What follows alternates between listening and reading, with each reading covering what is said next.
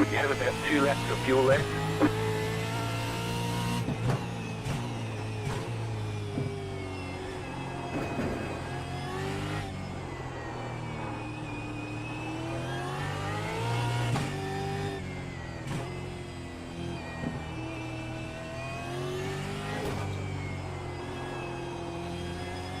We have damage.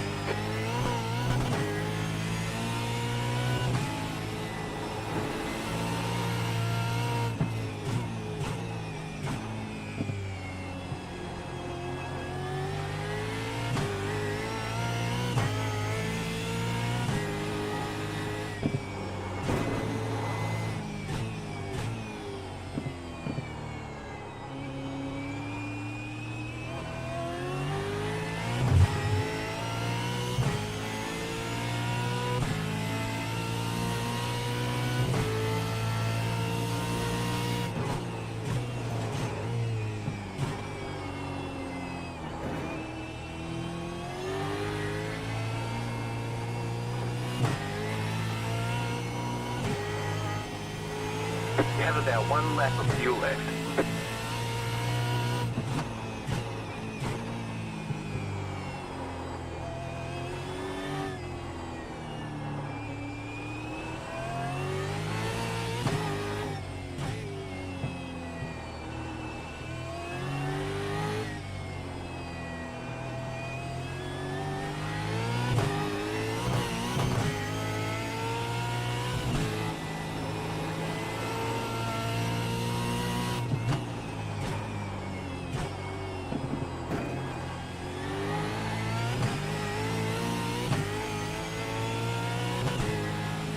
Don't forget to pit for more fuel.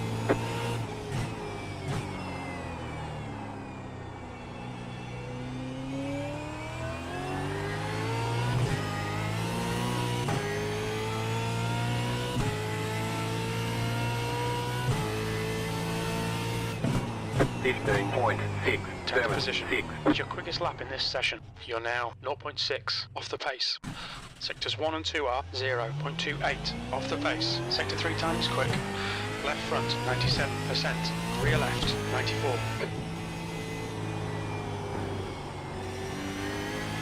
You've got about 2 laps of fuel left.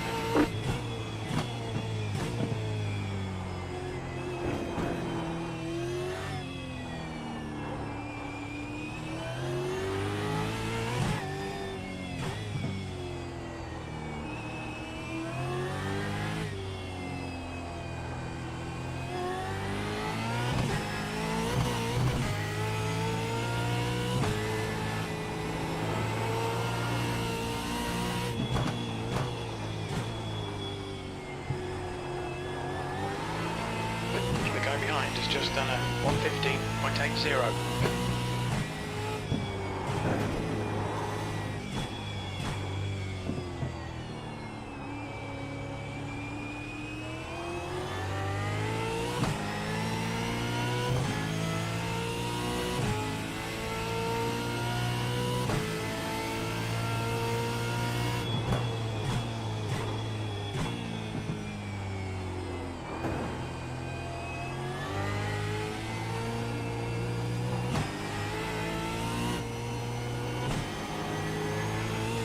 You have about 1 lap of fuel left.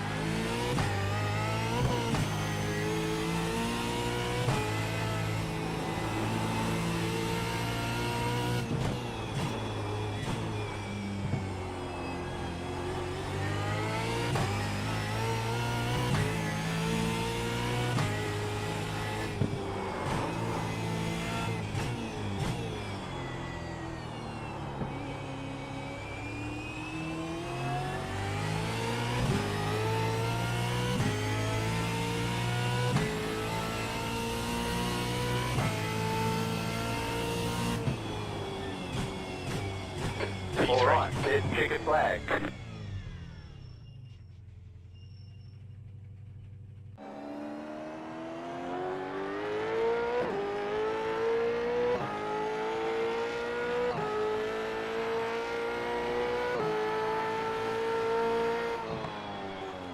That's the end of the session, P3.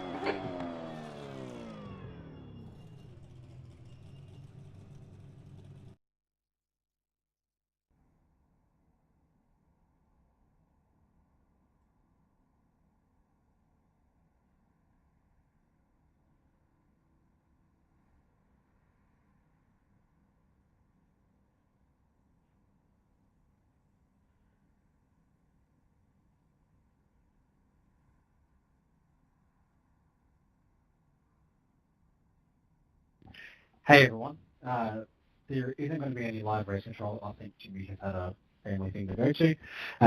Call in incidents like normal. I will sit and watch the replay post-race. So if anyone needs anything, I'll be in the booth. But yeah, we all know it's 2 heat races and the second race will have the CPS. So ride safe, have fun, and if you need anything, see me in the booth afterwards.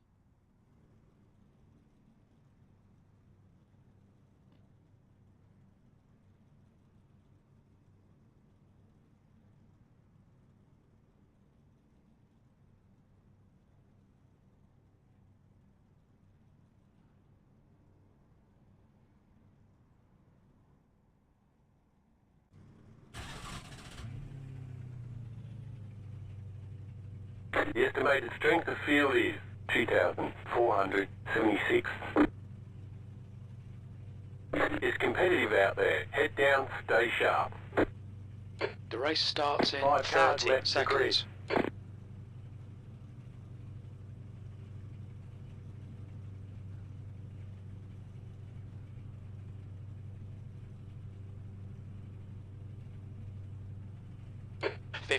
minutes. Strength of field is 2,400. The track temp is 44 Celsius. The air temp is 27. Still waiting on 2 cars to grid. Okay, Craig, get ready.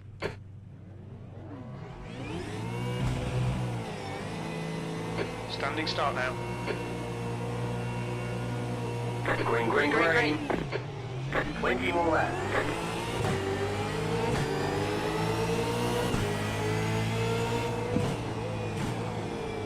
You're on the right, 3 wide. Car on your left, 2 wide. Keep to the right. Stay on the right. Clear left. Clear on the left.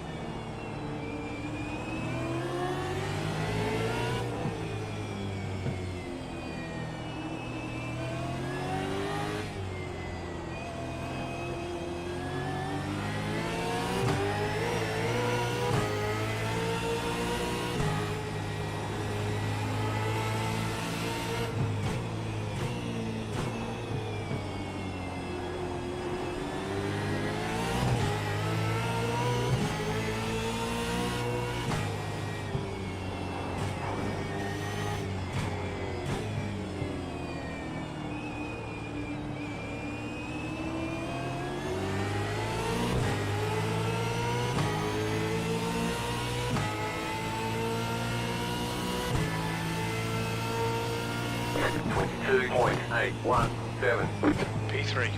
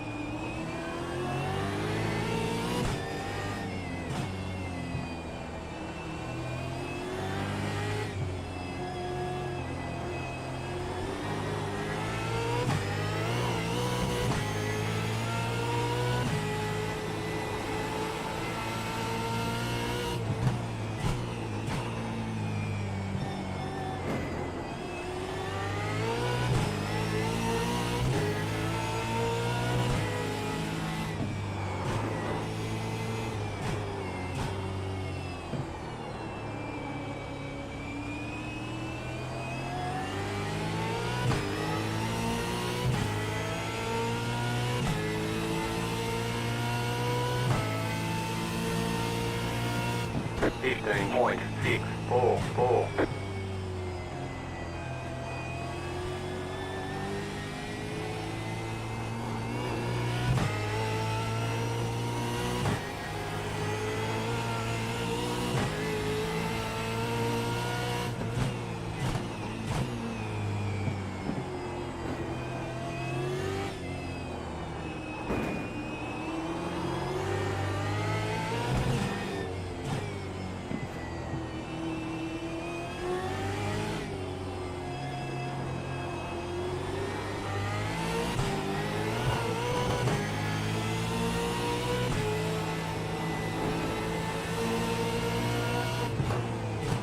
Car on your left.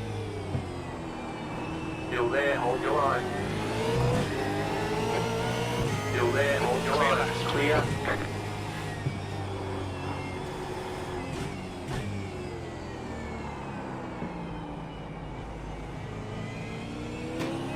Right Car side. right.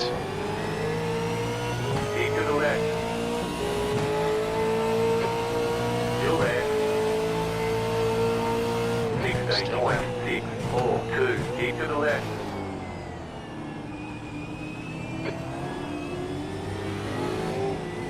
Keep to the left. Still there. Clear right. Clear on the right.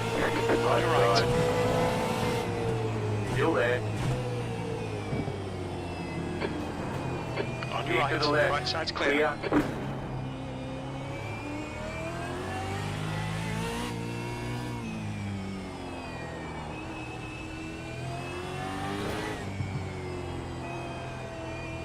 We've got damage.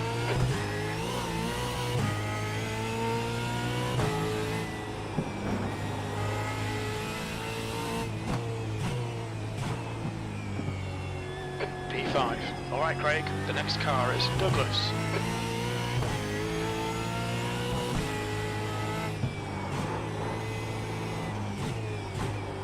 Ten minutes to go.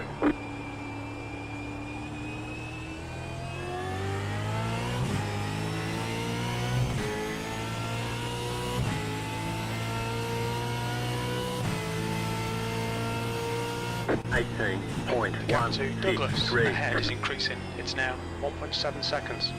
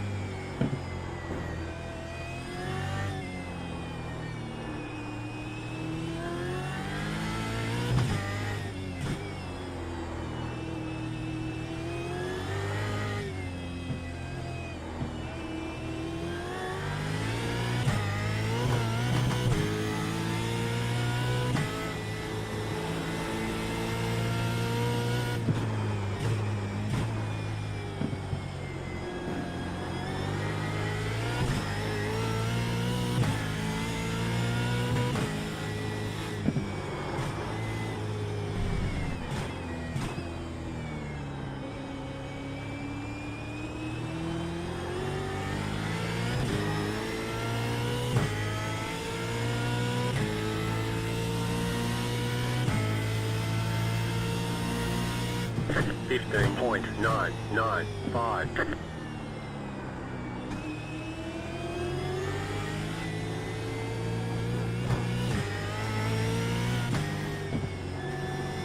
Car right. Right side's clear. Clear. Come on, that's the stuff. Nice one, Craig.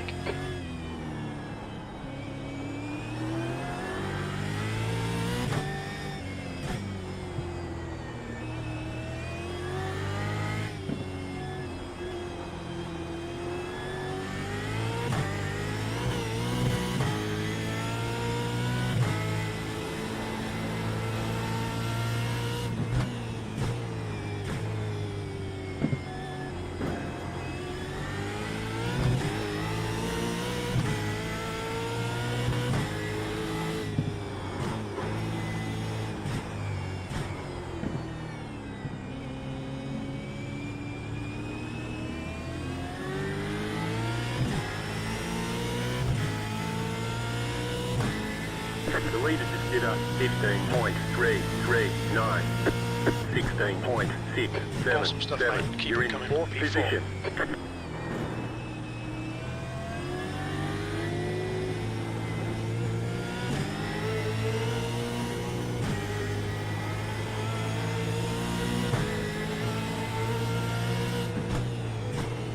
Car right. Still there. Clear right. Clear.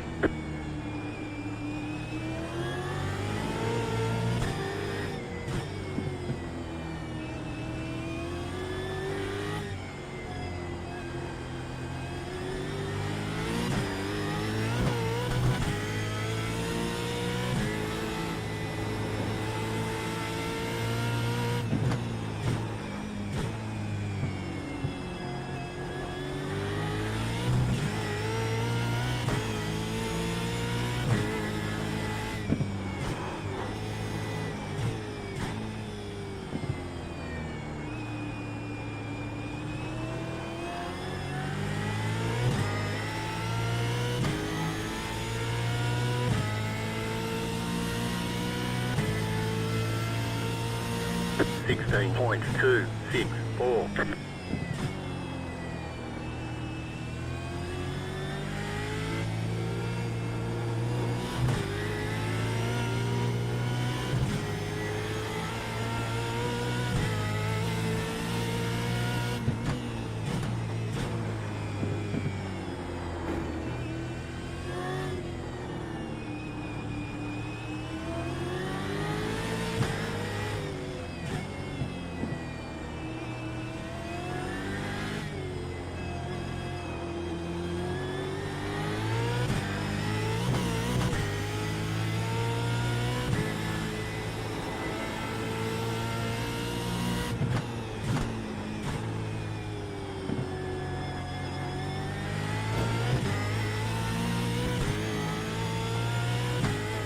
Five minutes to go.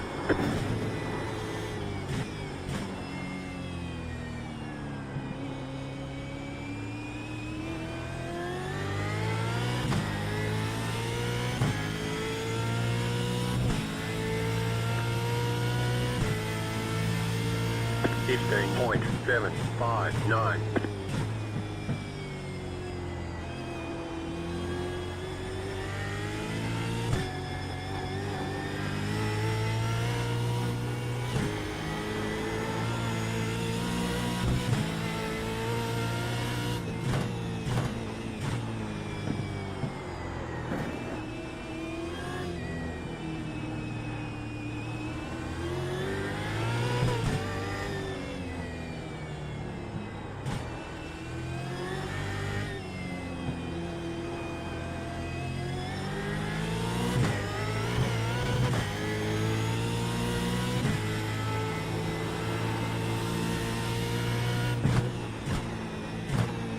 Go right. Yellow flag, watch out.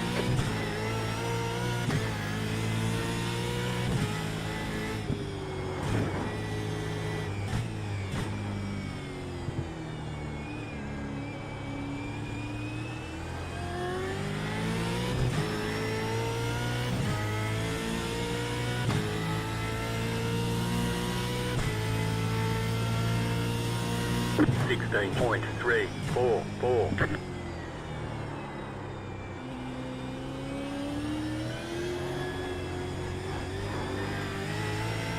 You've got about 5 laps of fuel.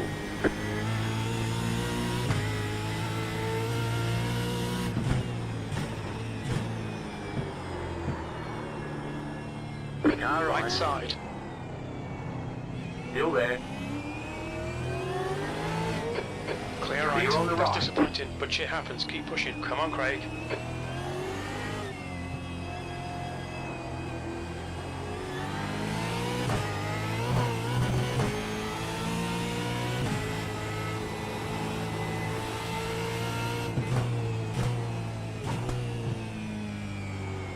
P5.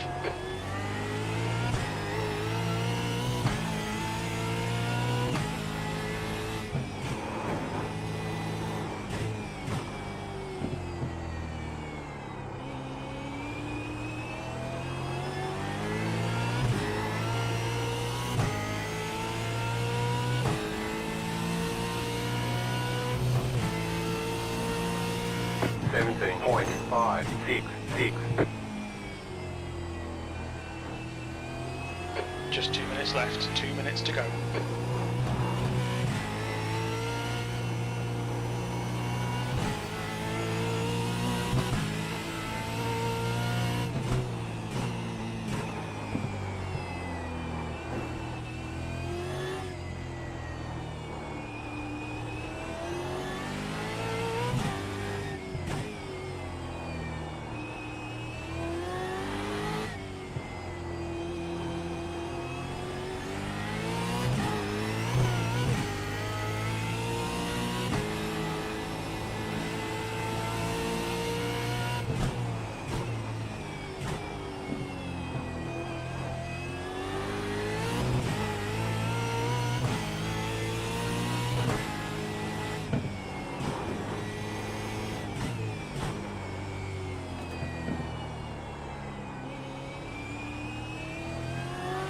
You just got the white flag. That means one more lap to go.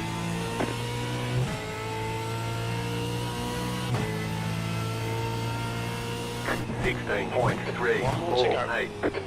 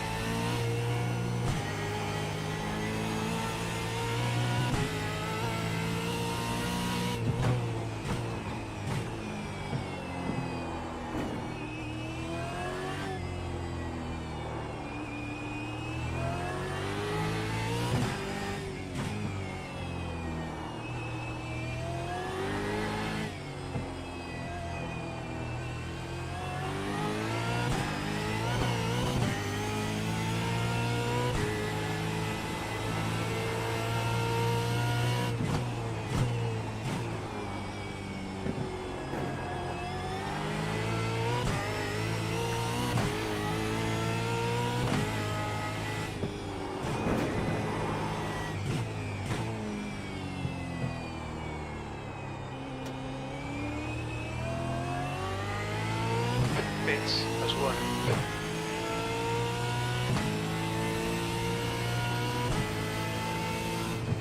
You got a slow car on the left. P5. Okay, it's There's over. an incident Good drive. ahead. There's the flag. It's over. Good job. Very good job.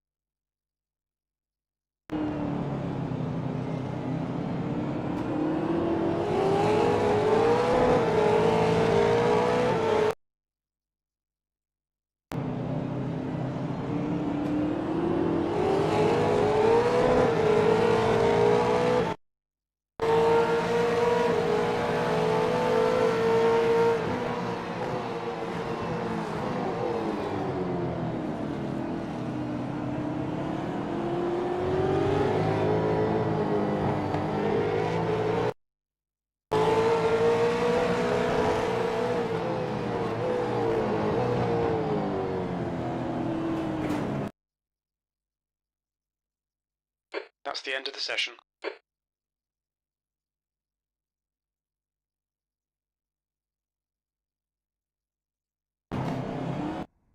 Checkered flag, P6.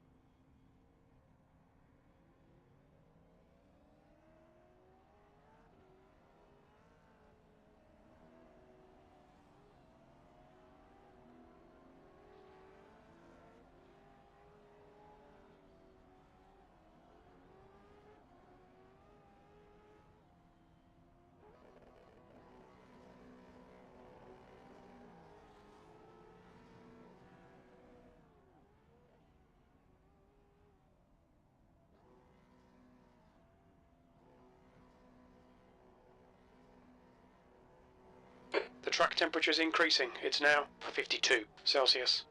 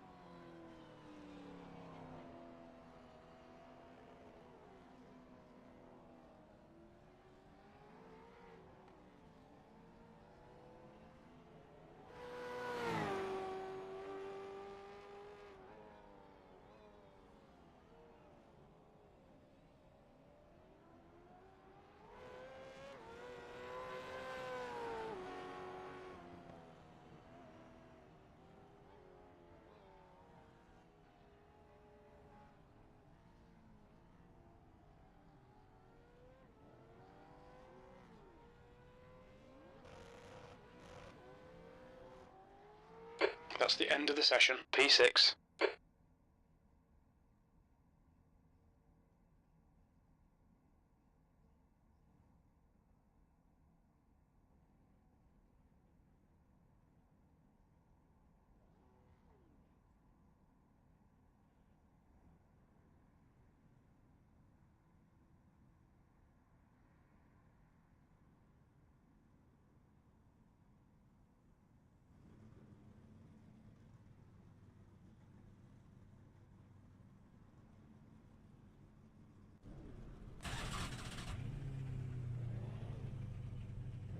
The estimated strength of field is 2,476. It's competitive out there. Head down, stay sharp. The track temp is 51 Celsius. The air temp is Still waiting on 27. 2 cars to grid. Okay, Craig, we should be competitive here. Waiting on the We're final aiming for car around to grid. 7. Get ready, time to focus. Okay, standing start. Green, green.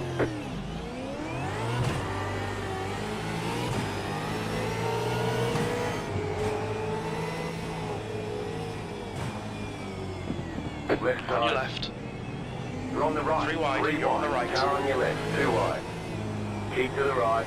Clear left. You're on the left.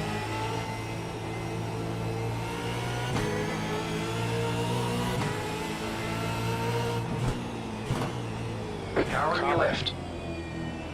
Clear left. Clear.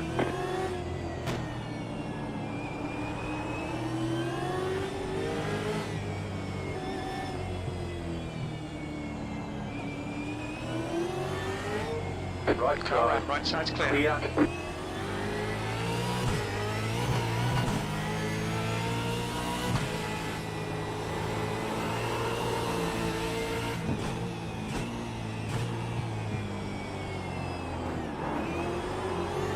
Right Car side. right.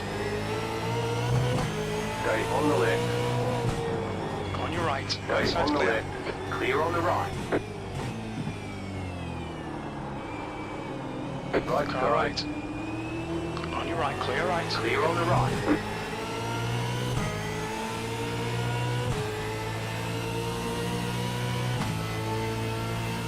And 26.398. 8th place.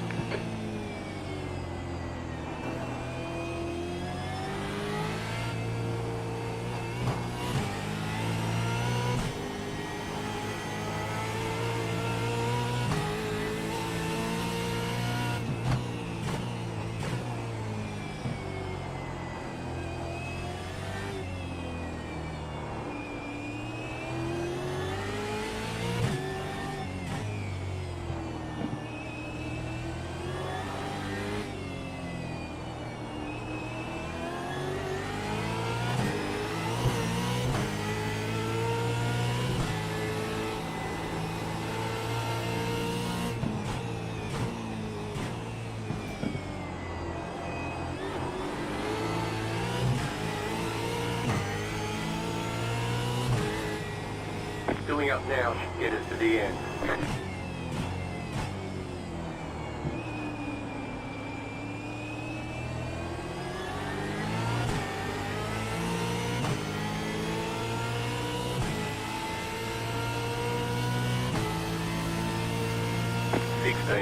.3.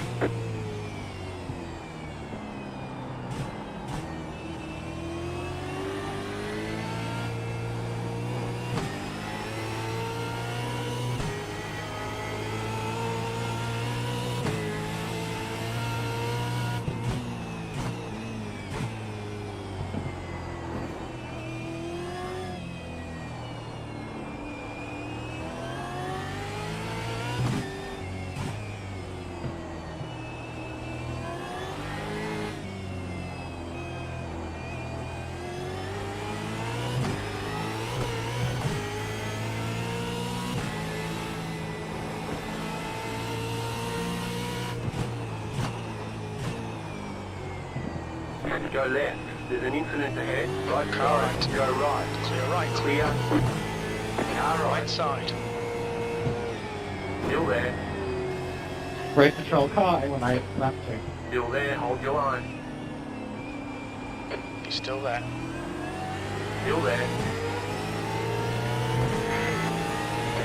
Car 75, left 3. Keep to the left. Still there. Car 55, lap 3. 17.192. Clear. Let's put this car car to good use. 2. 6th Just place. at the fastest lap. 15.558.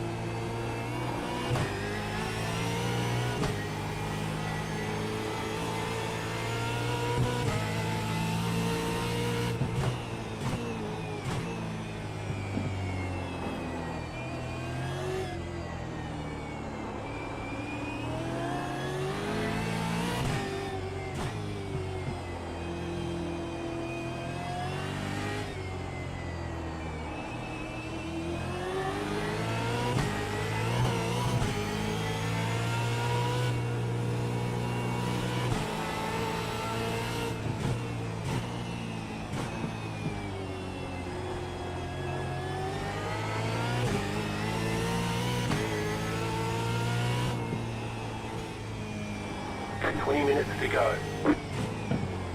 Left Car right. left. Still there. Still there. Still there. Keep to the right. 16.557. Still there. Clear left. Clear on the left. Car Clear right. right. Clear on the right. Fucking awesome move, mate.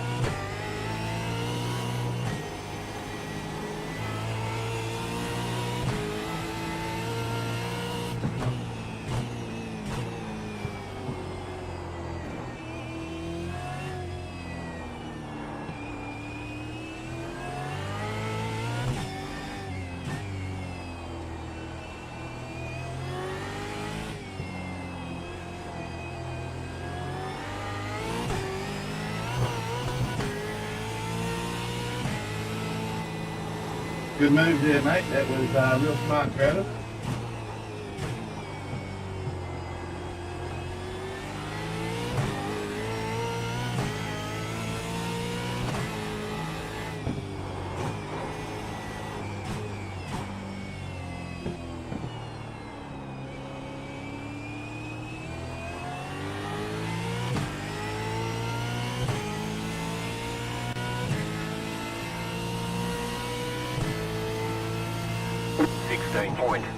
Well done, Craig. You're looking really good. Come on, keep your focus. You're in fifth. P5. Car 990 is now leading.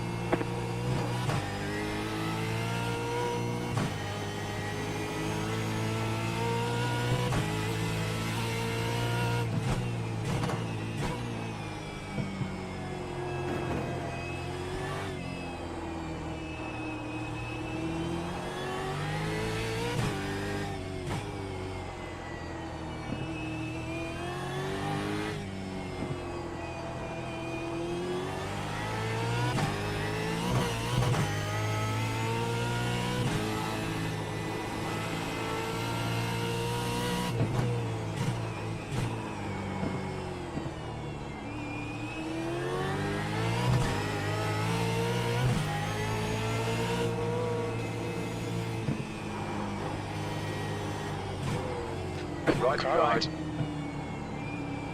Still there. Clear right. Clear on the right.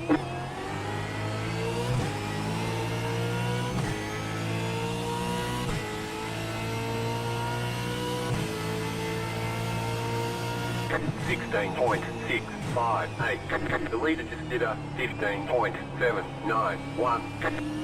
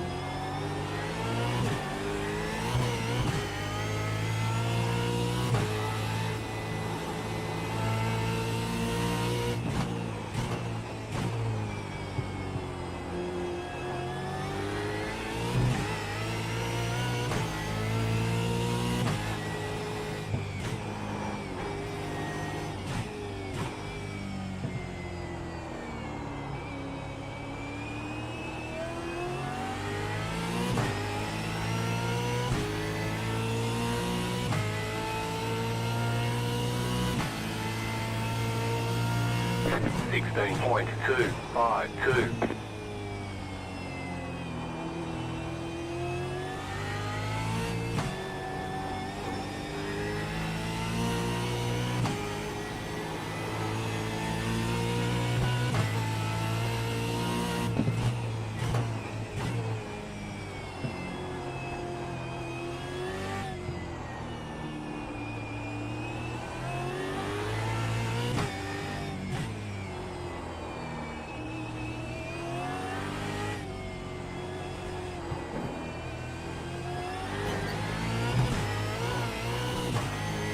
Cheers, Trav. We're damaged. Brake control, car 8 remains left center. Race control car 997 slash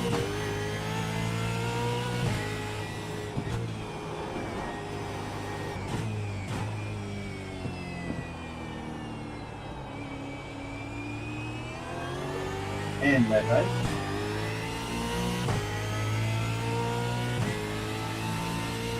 The car behind you pitting. 16.6. Captain Douglas ahead is increasing. It's now 1.1.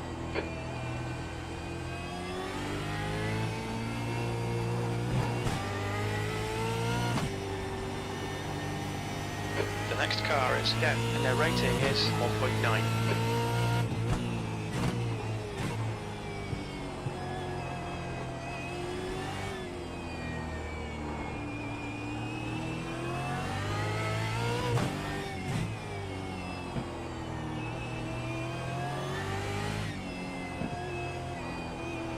There's an infinite ahead.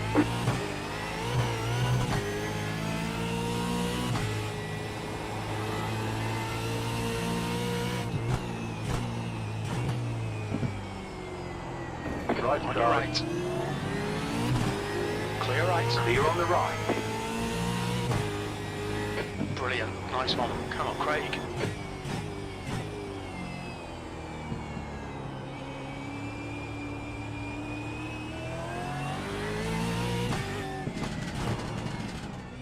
What's your speed limit in the pits? Pit lane speed limit is 72 kilometers per hour. We'll fuel you to the end of the race. Curtis, behind is pitting. Boxing 10. Box in 5, 4, 3, 3, 1. 2, 1. Right here. Box now.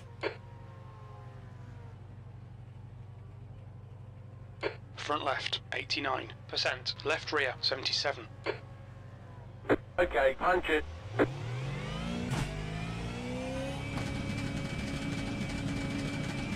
Car approaching, watch your mirrors. The car in the seat. Cold tyres, just rated at the at fastest 80. lap. Left to your left. 16.478. Car on your left.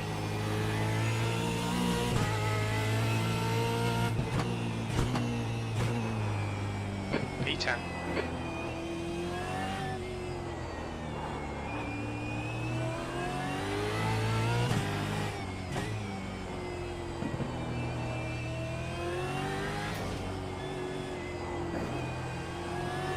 There's an infinite behind.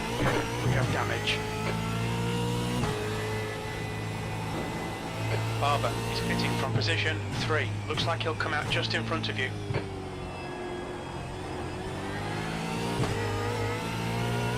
Left Left side. side. Still there. Race control car Clear left. 048. Sweep path. Right side. You're on the left. 3 wide. Right side. 2 wide. Keep to the left. Right side's clear. Clear on the right. Car right. Right. Right side's clear. Clear on the right.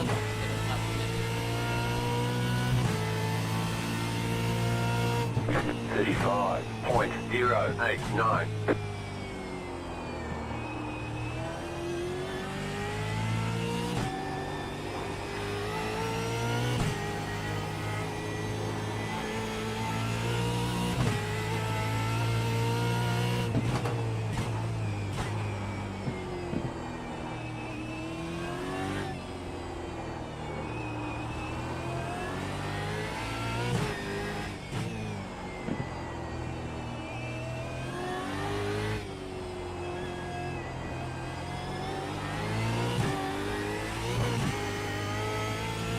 Race control. Douglas is pitting from Left position 2. 11, Think car he'll be close in 992. front of you when he Pulled out exits. the lane with no one there.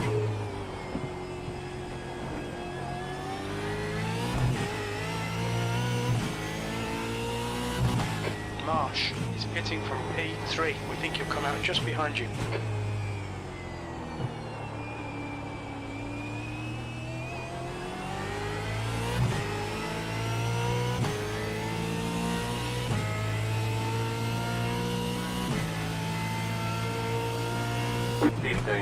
.406. You've got the P7. fastest lap.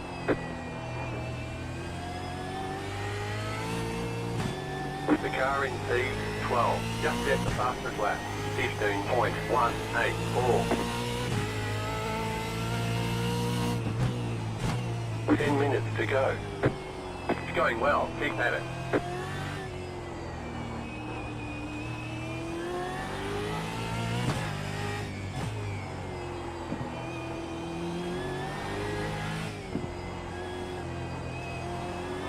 The lead is spinning now.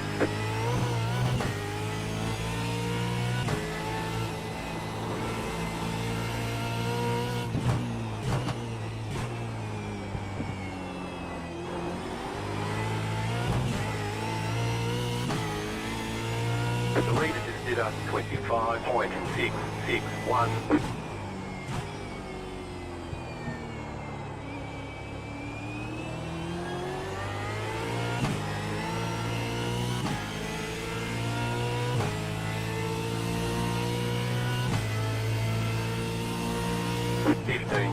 .264. New fast flat for you. The car on your left. The car in P3. Clear Just left. set the fastest lap. 15.031. Clear on the left.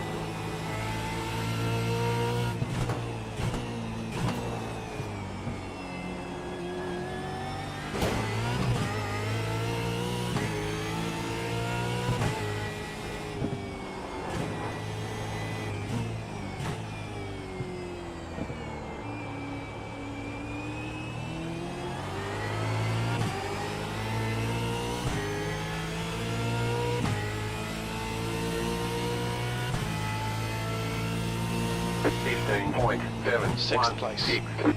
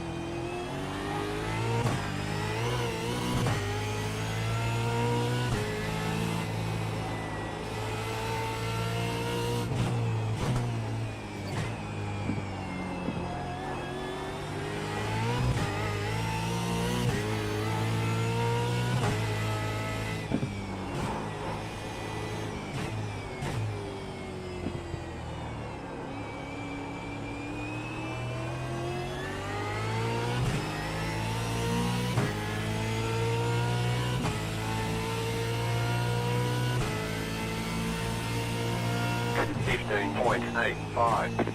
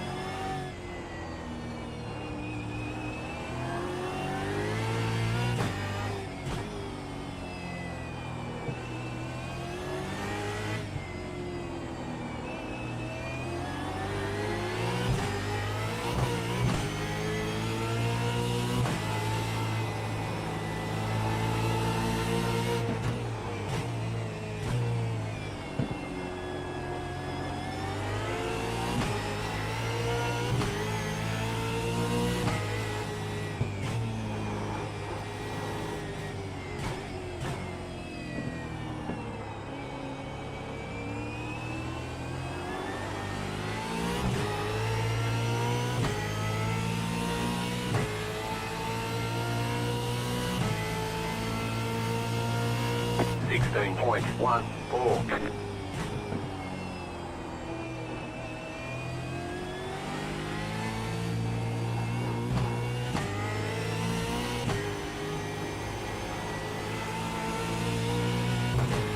5 minutes to go.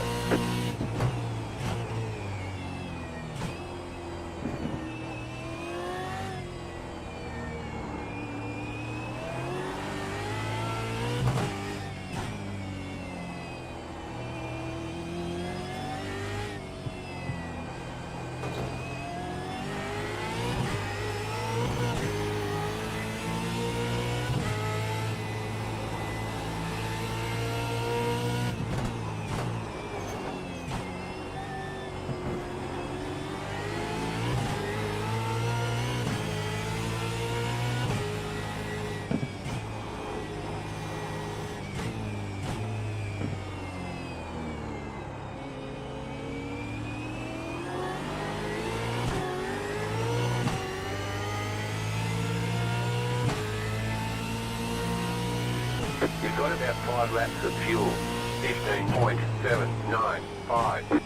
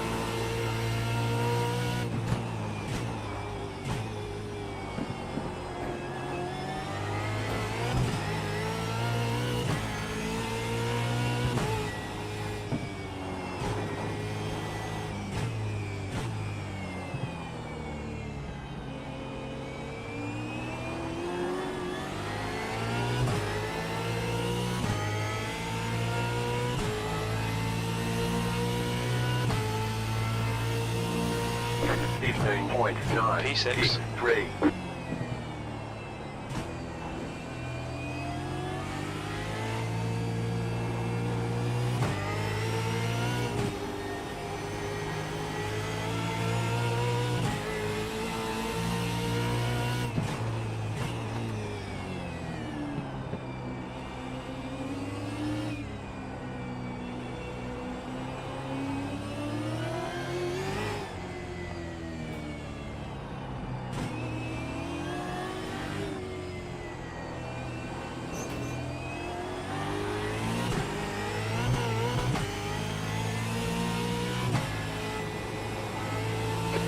To go, 2 minutes.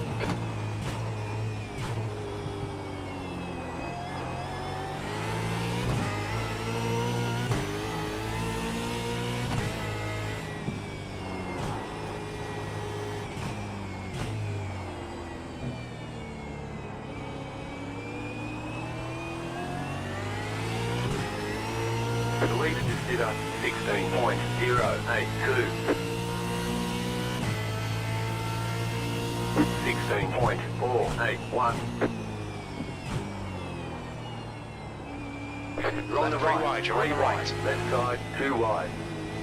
Still there, hold your line. Still there. On your left, clear left. Clear on the left. Left Car side. left. Still there. Car left. Still Car there, hold your line. 048, lap 18. Clear left. Clear on the left. Car on your Outside. left. 97. Still there, hold your line. Clear left. Clear.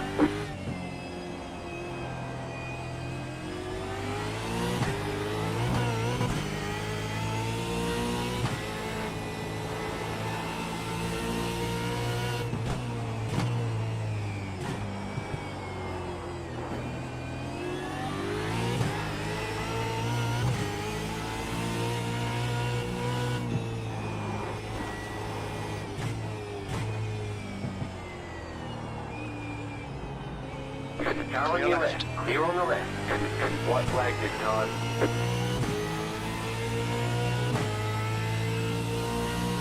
You've got about 2 laps of fuel left. 18.34. You're back in fifth. 5. One more lap to go.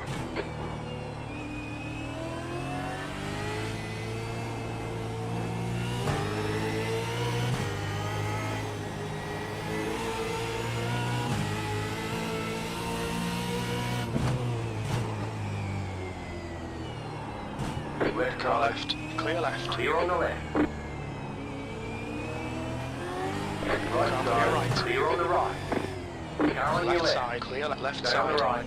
Clear left. Clear on the left.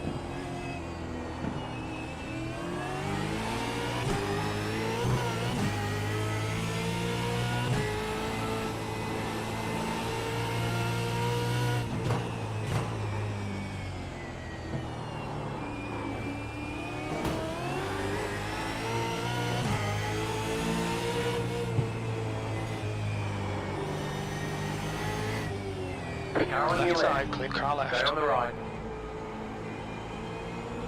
Stay on the right. Still there, hold your line. Clear Clear on the left. left. You have about 1 lap of fuel left. P5.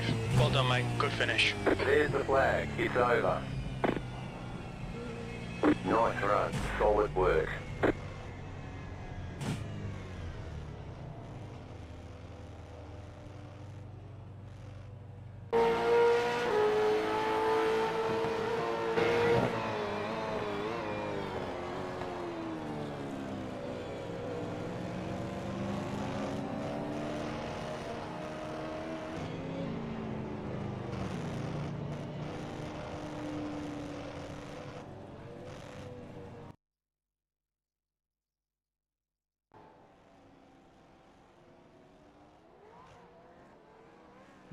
Good job, Craig.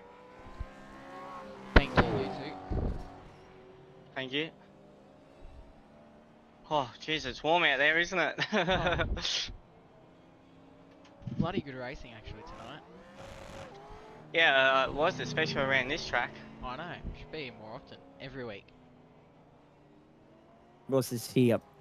And we're going to hear from Jason in just a moment. He'll be first cab off the rank. Anyone else That's that wants the to end of the join in session. after that can do so. That was good fun. Trophy AI Supercars with thanks to the great people at Trophy AI.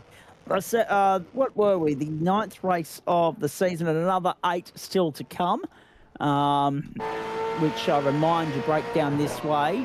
2 next week at Brands Hatch, then 1 at Road Atlanta, 1 at Road America, 3, I stress 3, the Detroit Grand Prix of Belle Isle in Detroit, and then, of course, the Enduro at Bathurst. So 1, 2, 3, 4, 5, 6, 7, 8 races still to come in this campaign. 2 sprints and a super sprint, plus a normal 40-minute round, and actually 2 normal 40-minute rounds and an Enduro.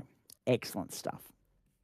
All right, let's pick it all apart for you there, ladies and gentlemen. Adam Hayne dominant at 6.627 seconds in the end. Blake Fitz was further back, then Alex Tzikis, then Bondi.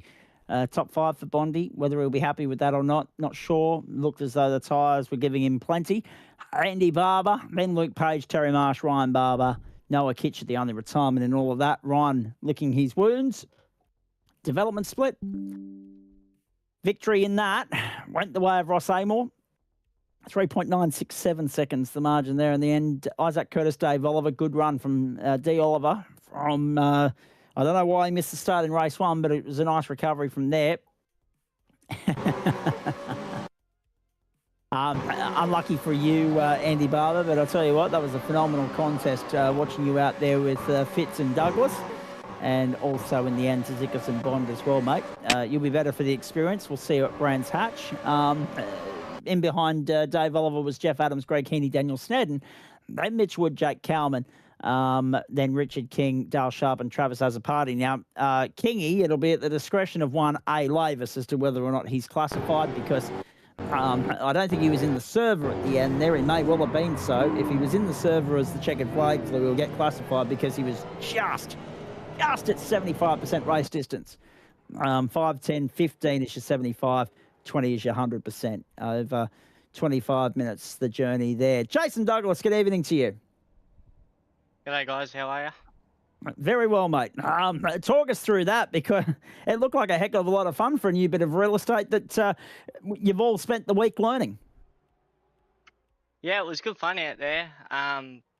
Really fun track, really tight as well, and not many overtakes. But yeah, it was good fun out there otherwise. and we're all looking at this as well, thinking, well, if that's how tight it's going to be, how tricky it's going to be for the supercars, imagine how much fun we're going to have here in the Porsches and the GT3s in the coming weeks as well. You mentioned not many passing overtaking opportunities, mate, but let me ask you more broadly. I'll come back to the racecraft aspect of this in a moment because there's a lot to kind of sort of dissect, right? Let me ask you about the circuit as a whole. What was the process for you anyway, going through, downloading it and learning the circuit? What was that like?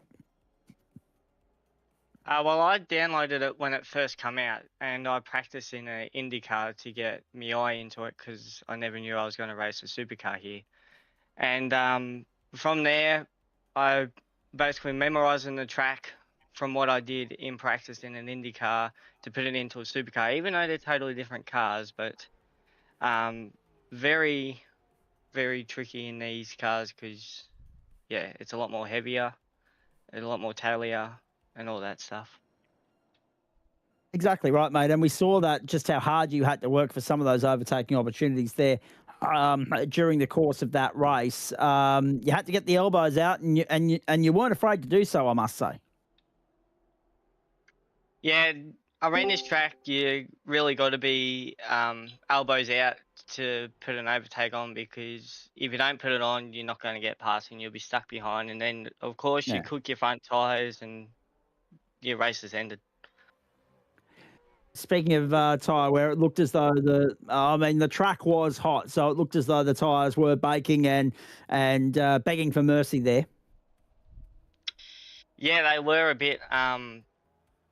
Yeah, in race one, I made silly mistakes and cooked them, but in race two, thanks to Jet and Bruce, they calmed me down a bit and said, just do what you usually do, mate, and just eyes forward and don't commit too hard and all that stuff. And I did that and come out P2, which is fantastic. But yeah, other than that, it was good fun out there. And must have been particularly pleasing as well. I mean, Alex Tzikis had a strong run towards the end there. So the stable's going well. And from your standpoint, mate, we know how this works. We know that Blake Fitz is the form man at the moment. Probably works in your favour, though, that Luke Page didn't have the best run in race one. I'm not too sure about that. I don't know how to answer it, but yeah, I don't know where I am in the championship or where Page is or where Fitz is. I just come out week by week. 4:36 for Blake coming into tonight. 4:15 for Luke Page. Adam Hayne, who we're going to hear from very shortly, 402. And your good self on 398, 3 points clear of Alex Tzikis. Now, that was as it stood coming into tonight. There will obviously be a little bit of change based on the results we've seen here, and the elbows were out, as you can see on the replay, ladies and gentlemen. But from your standpoint, at least you're in the top half of the top 10 firmly going into the next 5 rounds of the season. Yeah, that's good to hear. Yeah, just eyes forward and just try and stay consistent like I'm trying to be at the moment, and be up there so I can grab these points. And if I don't keep number one on the car at the end of the season, well, at least it goes to someone new. But my eyes are to keep number one on the car. And just how hard has that been, mate? Have you felt any extra pressure being the number one in the series? I mean, there's other different circumstances and factors contributing to this, no doubt. But from your standpoint, can we have a chat about how difficult the championship defence has been? Not, of course, underselling the fact that the field's changing week in, week out. There's a couple of new contenders here that weren't here last term that are really cracking the whip. The circuits are different. The schedule's a little bit different in terms of week-by-week race formats. No huge variance in it, though. It's still what we know, but obviously the makeup of the calendar is different. So from your standpoint, just how hard has it been to defend this title? To keep this title underway, well, it's from the start of the season, I knew what I had to do but sadly I had internet connections, and Yes. then I didn't have good runs. So I was like to myself, just eyes down now. Don't worry about the last round, and just bag as many points as you can to try and keep this championship alive. Blake Fitz did make life easy for you, but must have been nice for you when you were able to get past him, noting how difficult you stated that overtaking had been throughout the course of this race. Vastly different to the Toyota 86s. The boys made it look relatively easy there. But then not just to pass him and complete that overtaking opportunity, but then to go on with it, mate, and put some distance. You were never going to catch Adam by that point. The damage was done. He was too far up the right. But to put distance between you and the guys you're up against in the championship that were left squabbling for third place, that must have been pleasing. Yeah, it was pleasing. I was hoping to try and close the gap a bit more, but yeah, as soon as I found out I was in P2, I just went, nah, settle down and just keep P2 because you still get a good bag of points. All right, very nicely done. Terrific to catch up with you, mate. Let's push ahead here. Let's talk about next week. Let's talk Brands Hatch. That's the next stop. St. Petersburg done. Brands Hatch still to come. How are you feeling about that second half of the season that's up on our screen now? Brands Hatch, Road Atlanta, Road America, single races at both the roads, Atlanta and America. And then the Super Sprint in Detroit and back to 60-minute mode for Bathurst, but sprint racing again next week when we get to Brands Hatch. It should be all right with sprint rounds until the big guys come back, and then it'll be pretty difficult. But I'm just going to keep heads down and bag as much points as I can. All right, very nicely done. You were first cab off the rank. You were first here, first in, first served. I like it. Well done. Who would you like to thank before I let you go, buddy? I'd like to thank Total Energy and Quartz Engine Oil for coming on board. JMR, Lodge Bros, Night Shift Collectives, Jet, Craig, all the guys over there, and all the guys that are supporting me outside of the sim racing. Excellent stuff. And of course, we look forward to seeing you on the grid when we get to Brands Hatch next week, mate. Solid start to the championship defence. You're there or thereabouts. I mean, the top 5 that I'm looking at the moment, there's not a heck of a lot covering you. So it bodes well for a very frantic, very competitive back half of the season. And as you can say, the cameo wildcard appearances from the pro boys when they come back and have a play with us will add some fun to the fair as well. Thanks for stopping on by. Well done tonight. Great to watch you tear it up there in that second race especially. We got more camera time for you in that second race, more on air time because that battle with Fitzy and also, of course, Bondi and a couple of others, that kept us on the edge of our seat, mate. And well done on prevailing with the second and go well for the rest of the season. Yeah, thanks very much, guys. Much appreciated. From Jason Douglas, second in that feature race and fourth in the opener, of course. Blake Fitz first and third tonight. Alex Tzika second and fourth. Adam Hayne third and first. And poor old Bondi was the only consistent one in there, fifth and fifth. We'll get to Bondi shortly. He's standing by. I've told him to go and do some other things whilst I catch up with Adam Hayne. And also it'll be nice to catch up with Daniel Snedden for the first time in a while. And, of course, our good mate and series organiser, Greg Heaney. Adam Hayne, welcome into you. It wasn't so, what a feeling in the first race, but definitely in the feature. Much better run in the feature race there, mate. Let's talk about the whole night at large because you had to learn this circuit for 2 cars. You were right in the thick of it with the Toyotas. You had the pace, but unfortunately there was one moment on this particular part of the racetrack that rubbed you out of any sort of possible race-winning contention. But I thought it was a nice fight back to finish in the top 5 still. Hey mate, yeah, no, not a bad night altogether. We got a bit roughed up in the 86s, but good fight back to get back up to 5th from, I think we're down in 13, 14 or something or other like that. And yeah, definitely had the pace. Should have probably kept a bit out of trouble and at the start there with I can't remember who it was, but yeah, probably could have let him go and just followed him for a bit.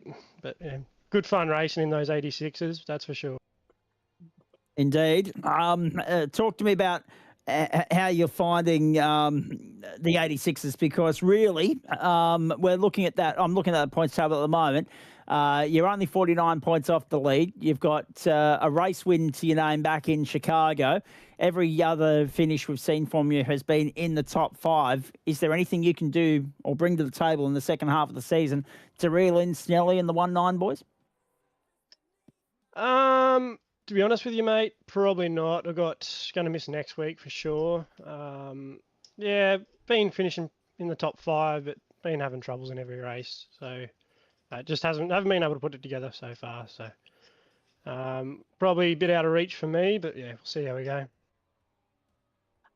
Okay, let's turn our attention to the supercar, because again, I highlighted it there a few moments ago. 2 top 5 finishes again, and it'll be round honours, I believe, to you as well, pending a couple of final tweaks to the points that I'm seeing Adam Lavis apply at the moment here. So we'll get to that in a second. But really solid effort. Third and first, is that as good as you could have hoped for? I mean, the feature race result particularly pleasing, considering the invert, the difficulty of overtaking, the fact that you were coming through from 8th. Yeah, mate, look, pretty good night overall in the supercars. Definitely a big change hopping out of the Toyota 86, you know, left-hand drive into a right-hand drive, and, you know, probably 500 horsepower more, and no practice at all for that. So it's always difficult, but starting 8th and getting back through up to first was pretty good in the second one, that's for sure. Indeed. I mentioned just breaking in here before I hear more from Adam Hayne and HCS Racing in just a moment, just breaking in here to inform you of another bit of breaking news tonight. We've already mentioned stuff coming from the AFL and from the Intercontinental GT Challenge. Catherine Legg, you'll remember that name from that monumental crash in Champ Car back at Road America in 2006, will attempt the Indy 500 Coke 600 double on May 24, becoming only the 6th driver ever to take on the 1100-mile challenge. So if all goes well and Indy finishes on time, no rain delays, no nothing, straight out of the cockpit there, straight on a flight over to Charlotte, North Carolina from Indianapolis, Indiana. And we'll see how that goes for Catherine Legg. Big day, big commitment. Good luck with that. And, of course, those of you that want to watch it on the telly at home can do so via Stan for the Indy 500 and Fox for the Coke 600. And, of course, the Canadian Grand Prix wedged beautifully in the middle there on Fox as well. Haney, let's chat about a couple of things here. You say you're missing next week. So that's 2 drop rounds essentially burnt, gone at your disposal, which places an importance on Road Atlanta, Road America, Detroit, Belle Isle, and, of course, Mount Panorama. No guarantee that you won't miss one of those either, I'm sure, but it makes it difficult to mount a challenge. But it must be nice to have that general round-by-round race pace when you arrive. Yeah, that's for sure, mate. Yeah, we're just jumping in and having fun, and we're thereabouts, so that's always good. Yeah, it's always fun. We've seen a few new circuits pop up in the recent past, mate. Where does St. Petersburg stack up? Where does it rate for you? I'm a street circuit bloke, so it's very up there for me. Yeah, one of the top, definitely. Yep. So you were liking it as soon as you saw it on the schedule, you were all over it? Any street circuit, that's for me, mate. So yeah, definitely. It's kind of almost like Greg Heaney's tailored this campaign towards you then in that case, because look at it. I mean, you've got, we had Chicago, we've had Long Beach, we've got St. Petersburg, we've still got Belle Isle to come. We're rattling all the street circuits off at the moment. It's a concrete jungle. I was not taking bribes. If I could just Thank you, Greg. start staying out of trouble would be better, but yeah. What else is on Adam Hayne's racing radar? Just a few officials, mate. Hit 5K this week, so that's about it. Yeah. And obviously the things have been a little bit quieter in the HTS stable to the point where they still haven't painted you a bloody Toyota 86 livery yet. Oh, there is one floating around somewhere. I've just probably been a bit lazy. I probably, I didn't even notice, to be honest. We did, don't worry. I was like, hang on, that doesn't look like HCS racing. You look Yeah. more like bloody subpar. I'll fix that one up But for next week. I'm sure you, well, the week after, actually. But yeah, interesting when you, let me ask you this. How do you enjoy the challenge of jumping straight out of an 86 and then jumping into a supercar? We had a couple of guys mention that it felt, the circuit felt narrow going around there in an 86. I can't imagine what it felt like in the supercar. You might be able to provide some sort of comparison for us. Yeah, like I said, left-hand drive to right-hand drive, that's the only real issue I've got. Just making sure you're getting as close to the walls as you can with either side of the car. That's probably the main issue. The other thing is just trying to get the power down in the supercar and no ABS and all the rest of it, which I can adapt to pretty quickly and it's not too much of a hassle. But yeah, it's certainly not the easiest thing, that's for sure. Which one's your favourite of the two? Probably the 86. It's just puts on good little bit of race, and it does, yeah. Bloody hope it does. And unfortunately, we probably were denied a thrilling race there tonight with a couple of the contenders, your good self included, not being able to have an entirely clean run. But it is extremely difficult to do that, A, because it's a street circuit, and B, because everybody's bunched up so tightly, particularly there in the early stages, which again highlights or illustrates exactly the sort of form that Braden Sagas is in there at the moment. You mentioned the officials, you mentioned 5K. That must have been a nice little milestone to pass. Yeah, absolutely, man. Been working on it for a while. I never really did any officials when I first got on, and I was just doing supercars back then. So in the last little while, I've been chipping away at a few, and yeah, finally got to a milestone, which is good. If I'm doing my homework correctly, Road Atlanta's the next time we see you. What are your thoughts on that circuit? Yeah, good. Normally a happy hunting ground there for me, so yeah, see how we go. It's one of those tracks you need to probably put in a little bit of practice. Probably not going to get time to or have the will to, so probably won't. But yeah, it's should be a pretty good track in both cars. So.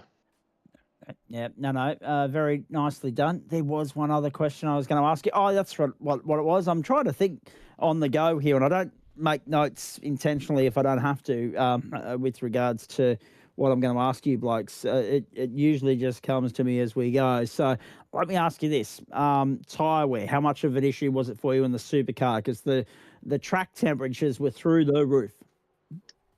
Yeah, first race, I absolutely blew the things off.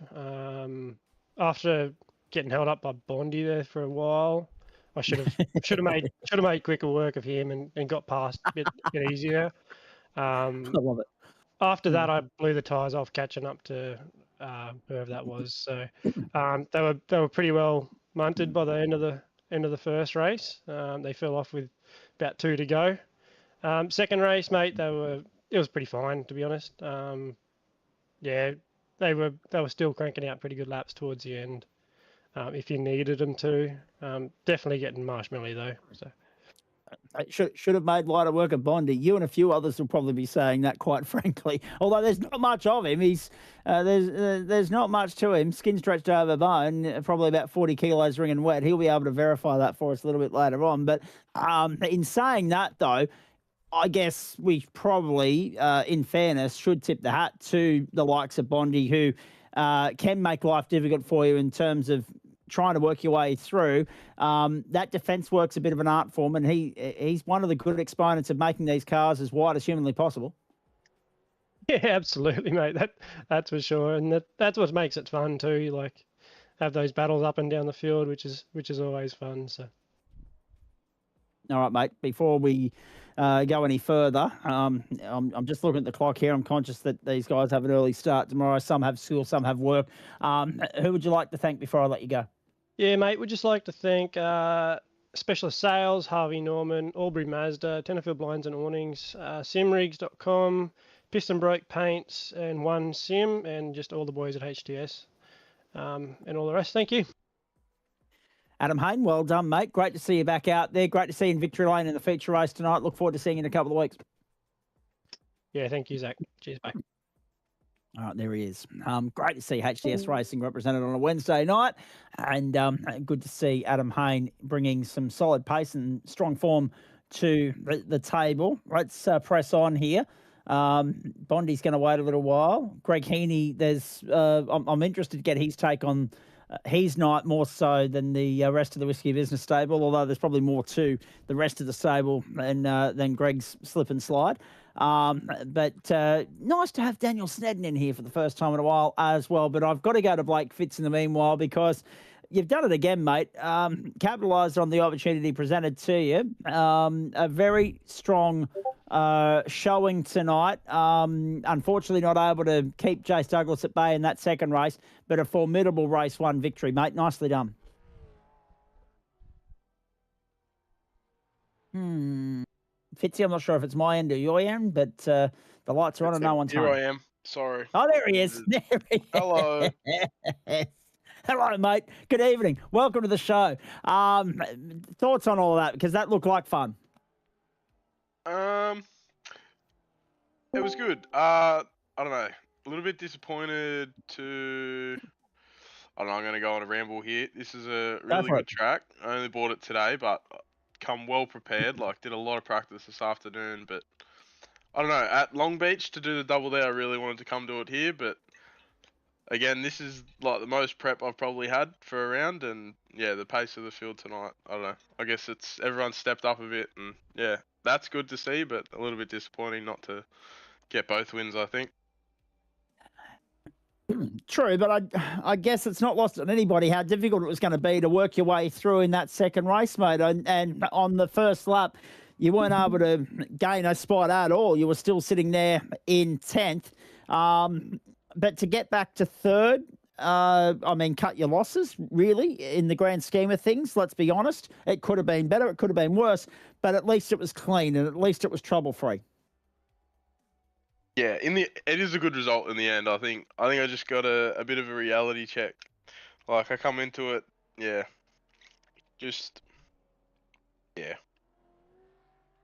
GSRC, the rest of the field is just, I don't know, the last couple of rounds it hasn't been too crash hot for me. And I thought maybe doing a bit of practice, but nah. Paint the picture for me, though. How difficult was overtaking in that second race? Like, it's not the track. There's plenty of space to overtake. Like, genuinely, just the pace of the field tonight. Just a lot. Yeah, it was really, really up there. Like, so it was in that second race. Like, I didn't really know what to do. I couldn't pass Alex. Like, I think that was who was in front. It was Alex or Jace. But yeah, I don't know. Yeah, it was just that close. I tried to do something different with a pit stop, and yeah. Even Adam Hayne to be 6 seconds ahead after that. Like, I've undercut the whole field by nearly 10 laps, and he still comes out 6 seconds ahead. Like, it's pretty crazy. Yeah, I guess there might also be something to be said, and this is not a criticism of you, but maybe it's a case of drivers gelling with the track at varying different speed levels. Maybe it just hasn't clicked for you 100% yet, whereas everybody else has kind of got the opening round of the bout in their kit bag, and maybe you'll square up the ledger next time we're here. Could that be something that we attribute to this or not? Yeah, it could be, but as soon as I got into the track this afternoon, I thought, oh, this is awesome. I love this. Is easy. Like, no, genuinely, I think like the pace of the field the last couple of weeks has picked up, and yeah, I think the run home to the last couple of rounds will start to get a bit more. Yeah. Do you want the good news, though? The pace of the field has stepped up like a lot. Yeah. I don't think any of us are surprised by any of that, because we've been talking about that for donkey's years here on the platforms of the Gentleman Sim Racing Club. And I think because we've always got the moving goalposts of our pro split competitors that come in and have a play from time to time, everyone goes back to the drawing board and they're wanting to be where those guys are. So the overall product is the beneficiary because everybody goes out there and makes inroads and improves as a result of striving for that level. But do you want the good news? I think I've already been looking. I've been staring at it. I think you're gonna tell me. 30 points to your advantage at halfway. There it is on screen for everybody at home. Adam Lavis even knew where I was going as well. I didn't prompt him. 534 plays, Adam Hayne 504, Jace Douglas 495, 492, Luke Page, Alex DeZiggers 490 points, 44 points covers the top five, 4 Chevs, 1 Ford, no one bitching about parity. That's good. But your thoughts on all of that, mate, because you lead the field out at halfway.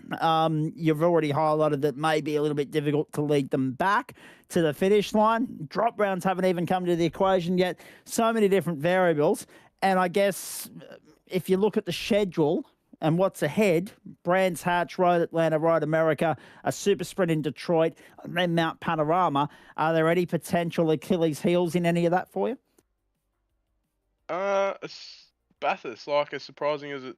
I've done a couple league races there in the last couple months or weeks, and yeah, I'm not going to crash out there, so that'll be an interesting one to finish at. You will be surprised, actually. There are a few of our members that, as notorious as it is, as famous as it is, as steeped in history as it is, and as revered and loved as it is, struggle and really detest it from a result standpoint, and have done so for the longest time. Take Chapo as a fine example of that. He always says that I'm not expecting great things from Bathurst. I've never had any luck or form or fortune there, so I'm not expecting great things. So it's an interesting one, but the rest of the season, mate, it's still up for grabs. It's still anyone's for the taking. What now for you? Noting what you've just mentioned here about everybody lifting a gear or two, where do you go back to the drawing board and what do you retune, refine in terms of preparing to give it a full send for the next 5 weeks? It's the age-old quote, but it's really just laps. So I don't know. I think as the weeks go by, I've just got to do more and more laps. That's like you can throw in the big names from the pro fields and stuff like that, but if you look at the field tonight, like the boys that were up front and stuff, they're GSRC regulars that haven't always been up there. Like, and this season they've been there. So I think it really does come down to like it'd be good to see like Adam, like I heard him say he's not be able to turn up next week, but like be able to turn up the other rounds and I don't know, put some practice in and stuff, and I think it'll really make the championship interesting. Like, because some of these boys, it's pretty close. I don't want to be the only guy out there doing 1,000 laps. Like, you know what I mean? Yeah, absolutely. Is it a time thing as well that might compromise your ability to do as many laps as you'd probably like to do? I think it's a bit of a boredom thing at the moment. I'm doing them on my own, so there's not too much. It's really just racing. Like the racing is where I can get my practice. So a week like this, where it's not at the officials, you know what I mean? I sort of get to Wednesday, and that's when I go, okay, it's time to do some laps here. It's funny you mentioned boredom. I might introduce you to Bondi a little bit later on. Bondi hates being out there on his own as well. He's a bit like one of those I get bored easily types. You two might be able to help each other along there. I don't know. Anyway, let's push on. You've already highlighted about Adam not being here next week, but obviously this is an opportunity for you to go out there and give yourself a little bit of a buffer to play with. Thoughts on Brands Hatch? Because again, same factor. Same ingredient as this week, sprint racing, which means invert. And again, we're talking about a circuit where, there's a bit more real estate in terms of, off-track runoff area to work with. Not that you want to be off the circuit, but the circuit itself, the bitumen in which we're playing on, it's nice and narrow. So big cars, narrow track, you're going to have to work hard in the invert, particularly next Wednesday night. Yeah, given how close the racing's been like the last couple of weeks. Not so much at Coda for me, but tonight and the week prior to Coda, like Brands Hatch is one of those tracks where I think there'll be a few dramas because there's no walls stopping you from going off here. Like, yeah. Do you like the circuit though?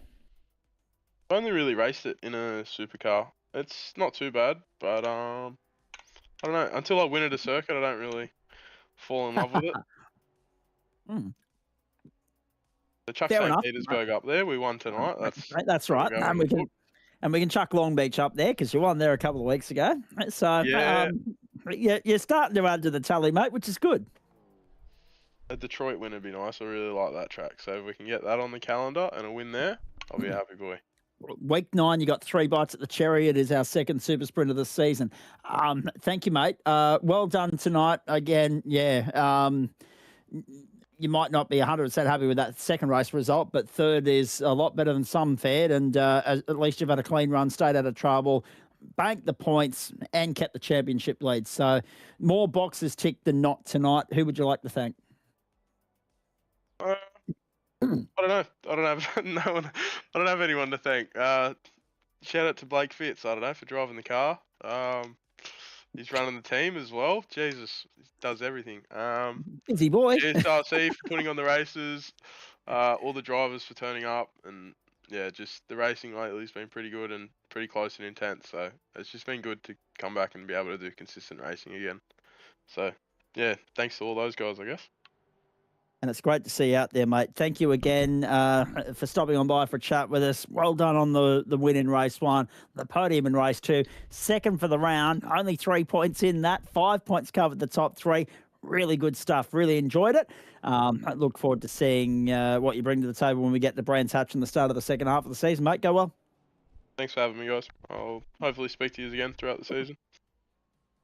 I'm going to ask Greg Heaney one question before I go to everybody else. And the reason I want to ask you about this is because you organise this whole circus, right?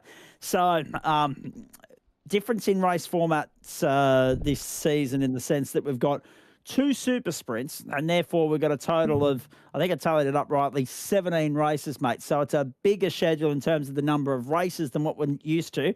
How much planning did you put into, how much thinking went into what race formats, what venues? To be honest, not a lot really.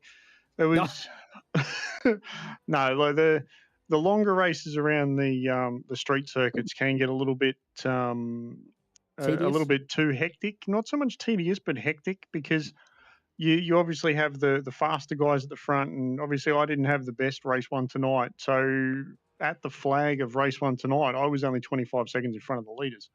So if you take in the longer race format, somebody has a mistake, whatever it may be, ends up near the back of the field, they're going to get gobbled up by the fast guys at the front relatively quickly.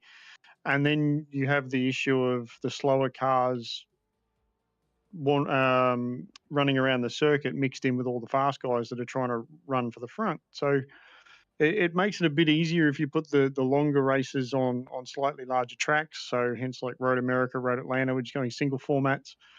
And then for the street circuits, which are pretty much built for these cars, or these cars are better suited to and built for, is the sprint formats are a bit better. At least I found that anyway. So. All right. Appreciate that. I agree with you. And we'll hear more from you with regards to the Whiskey Business Table in just a few moments. Daniel Snedden, Terry Marsh is here as well.